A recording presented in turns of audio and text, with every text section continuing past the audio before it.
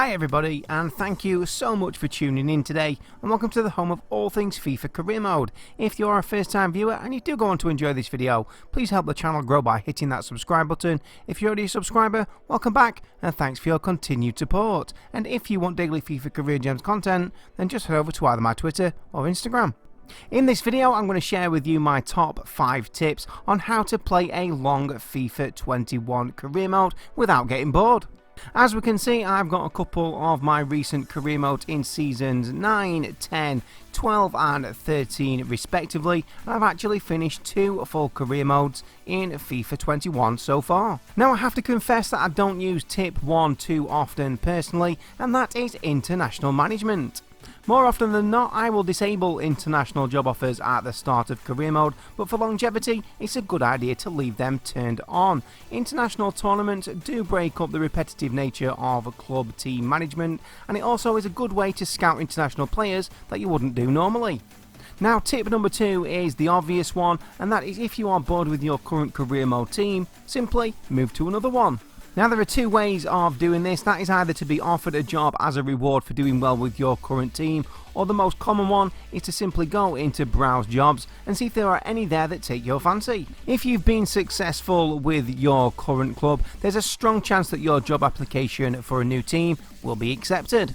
And if you've developed a strong attachment with any of your players at your current club, personally for me it's always youth academy graduates I've had since season number 1, you can always shortlist them when you get to your new club and take them with you. And when moving to a new club, I recommend that you go to a completely different league and choose a team that is slightly more challenging. Don't go for a team that's already top of their respective division. As you've just heard me mention, I always get sentimentally attached to my youth academy players.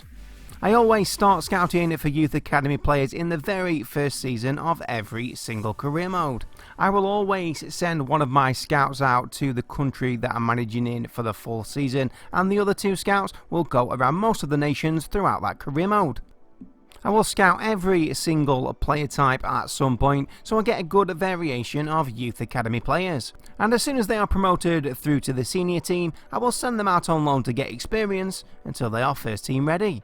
The further you get into career mode, the top players will retire and they will be replaced by their regens. Now for more information on regens, please check out the link to my regen guide in the top right hand corner. But a quick simple version is, regens will always have the same nationality as their retired player. They will always share the same positional set in the exact same order as the original player, and they will always share the same birthday, which can be found in edit player. And the regen will be found in either the same league the original player retired in or in free agents. But it's not just regens that can be found in free agents. From as early on as season number 2, high potential youngsters who've been released by their club can also be found in free agents. The final tip is also pretty obvious. If you are winning every match in your career mode, chances are you will get bored pretty quickly.